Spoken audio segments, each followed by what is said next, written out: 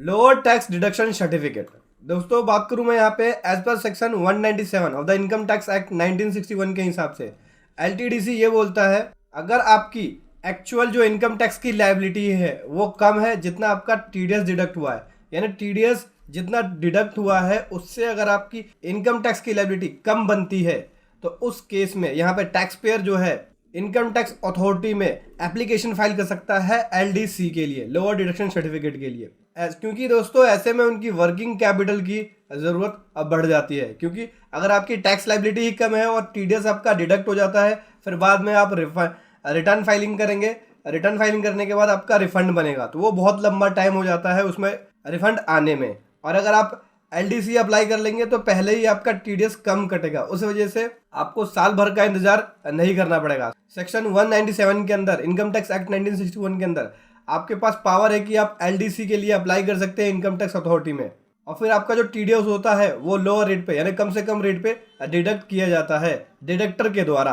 कौन कौन से सेक्शंस कवर है या कौन कौन सी इनकम कवर है सेक्शन 197 के अंदर, यानी लोअर डिडक्शन के लिए कौन कौन सी सेक्शंस या इनकम कवर है। दोस्तों अगर आपकी सैलरी इनकम है 192 के अंदर तो आप अप्लाई कर सकते हैं। सेक्शन 193 के अंदर है इंटरेस्ट ऑन सिक्योरिटी तो आप अप्लाई कर सकते हैं। सेक्शन 194 के अंदर है डिविडेंड इनकम तो आप अप्लाई कर सकते हैं। सेक्शन 194 ए के अंदर है interest other than interest on securities के ऊपर तो आप अप्लाई कर सकते हैं। सेक्शन 194 सी है कॉन्ट्रैक्ट के ऊपर तो उस पर भी अप्लाई कर सकते हैं। सेक्शन 194 डी इंश्योरेंस कमीशन के ऊपर तो उस पर भी अप्लाई कर सकते हैं। सेक्शन 194 जी कमीशन है, रेम्यूरेशन, price on lottery tickets apply कर सकते हैं आप। सेक्शन 194 एच है कमीशन और ब्रोकरेज तो उस केस में भी अप्लाई कर सकते हैं। रेंट का है सेक्शन 194 तो अप्लाई कर सकते हैं आप। सेक्शन 194 जे है फी फॉर प्रोफेशनल और टेक्निकल सर्विसेज तो उस केस में भी अप्लाई कर सकते हैं आप। सेक्शन 194 एल ए है कंपनसेशन और एक्विजिशन ऑफ इमूवेबल प्रॉपर्टी उसके लिए भी अप्लाई कर सकते हैं। सेक्शन 194 एल डबल बी है income in respect of unit of investment fund उसके लिए भी अप्लाई कर सकते हैं आप। सेक्शन 194 एल बी सी है और अगर आपकी income section 194 L B C के अंदर है तो अप्लाई कर सकते हैं। सेक्शन 194 एम है contract income commission, contract income है कमीशन से फी फॉर प्रोफेशनल सर्विसेज है जो सेक्शन 194 एम के अंदर आता है। मैंने बताया हुआ आपको पहले भी कि सेक्शन 194 एम के अंदर कौन से कॉन्ट्रैक्ट इनकम या कमीशन इनकम या प्रोफेशनल्स या टेक्निकल सर्विसेज आती हैं। ये 94 जे या 94 सी को अलावा जो है अगर इस सेक्शंस में जो आती हैं उनके लिए अप्लाई कर सकते हैं। सेक्शन 195 के अंदर इनकम ऑफ नॉन रेजिडेंट के लिए अप्लाई कर सकते हैं। इन सभी सेक्शंस के लिए अप्लाई कर सकते हैं। इसके अलावा अगर कोई और सेक्शन है तो उसके लिए आप लोअर डिडक्शन में अप्लाई नहीं कर सकते। जैसे कि अभी बात करें, जैसे कि दोस्तों सेक्शन 194 एन है, ठीक है, कैश विड्रॉल के ऊपर जो टीडीएस लगता है तो उसमें अप्लाई नहीं कर सकते। मतलब इन सेक्शंस के अलावा अगर कोई और सेक्शन है तो उस सेक्शन में आप अप्लाई नहीं कर सकते। इन सेक्शंस के लिए आप एलडीसी के लिए अप्लाई कर सकते हैं लोअर डिडक्शन सर्टिफिकेट के लिए। ठीक है दोस्तों, अब बात करते हैं दोस्तों एलिजिबिलिटी के बारे में। कौन एप्लीकेशन 197 को अप्लाई कर सकता है।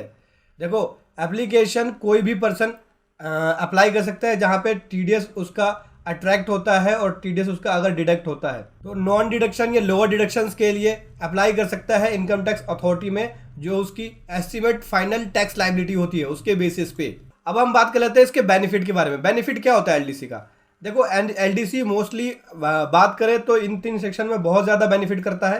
हालांकि बेनिफिट तो सभी सेक्शंस में करता है लेकिन मोस्टली इन 3 सेक्शंस में जो हमारे एक्सपीरियंस चार्टर्ड अकाउंटेंट है या जो टैक्स प्रोफेशनल्स है उनका मानना है कि एलडीसी इन 3 सेक्शंस के लिए बहुत ही बढ़िया है। क्योंकि अगर कोई रिसिपेंट है पेमेंट का जो उसने सेल करी है प्रॉपर्टी की, क्योंकि दोस्तों देखो जब कोई नॉन रेजिडेंट के द्वारा इंडिया के अंदर प्रॉपर्टी को सेल की जाती है इंडियन बायर को तो उस केस में जो टीडीएस होता है वो लगभग 20% के हिसाब से कटता है। ठीक है, अब यहाँ पे अगर वो एलडीसी के लिए अप्लाई कर लेता है तो उसका जो टीडीएस है वो लोअर रेट पे कटेगा। ऐसे में नॉन रेजिडेंट है उनको बहुत फायदा होता है। यहाँ पे पेमेंट रिसीव किया जाता है कंपनी के द्वारा सेक्शन 185 के अंदर और उनके पास पी नहीं है इंडिया में तो कस्टमर यहाँ पे लायबल होता है टीडीएस डिडक्ट करने के लिए। उस केस में 40% के हिसाब से टीडीएस डिडक्ट होता है। तो इस केस में यहाँ पे कंपनी जो है वो एलडीसी के लिए अप्लाई करके यहाँ पे बेनिफिट ले सकती हैं। ऐसे एसएससी जिन NP ratio net profit ratio बहुत कम होता है या उनकी जो नेट प्रॉफिट है वो लॉस में है तो उस केस में भी बहुत ही बेनिफिशियल है। हालांकि बेनिफिशियल्स इन सभी सेक्शंस में है। अगर आपको आपका जो टीडीएस है वो लोअर रेट पे कटे तो आपके लिए बेनिफिट है क्योंकि उस केस में आपका टीडीएस ज़्यादा नहीं कटेगा और आपकी वर्किंग कैपिटल की जो रिक्वायरमेंट है वो कम बनेगी। अपनी वर्किंग कैपिटल की रिक्वायरमेंट को आप पूरी कर सकते हैं। अभी हम बात करते हैं टाइमलाइन क्या है, एप्लीकेशन को फाइल करने के लिए टाइमलाइन क्या है। तो एज पर सेक्शन 197 के हिसाब से of the income tax act के हिसाब से अगर आपने एलडीसी के लिए अप्लाई करना है तो सबसे बेस्ट यही है कि आपको एडवाइस यही किया जाएगा कि एप्लीकेशन जो है फाइनेंशियल ईयर के स्टार्टिंग में करें, क्योंकि वो आपके पूरे फाइनेंशियल ईयर के लिए लागू होता है। बीच में करेंगे तो फिर फायदा कुछ नहीं होगा। आपको फाइनेंशियल ईयर के स्टार्टिंग में यानी अप्रैल के महीने में आप एप्लीकेशन को फाइल कर सकते हैं। तो टाइम लिमिट की बात करें तो यहाँ पे एलडीसी के लिए यानी लोअर डिडक्शंस के लिए आप फाइनेंशियल ईयर के स्टार्टिंग में ही करें। वैलिडेशन क्या होता है दोस्तों, अगर आप एलडीसी के लिए अप्लाई किया हुआ है आपने तो उसका वैलिडेशन या टाइम लिमिट क्या होगा। देखो ज़्यादातर जो एलडीसी होता है वो एक फाइनेंशियल ईयर के लिए वैलिड होता है, मतलब जिस फाइनेंशियल ईयर के लिए आपने एप्लीकेशन फाइल किया हुआ है या जिस दिन इशूइंग डेट होता है। अगर वो एक्सपायर हो जाए तो असेसिंग ऑफिसर जो है वो उसे कैंसिल भी कर सकता है।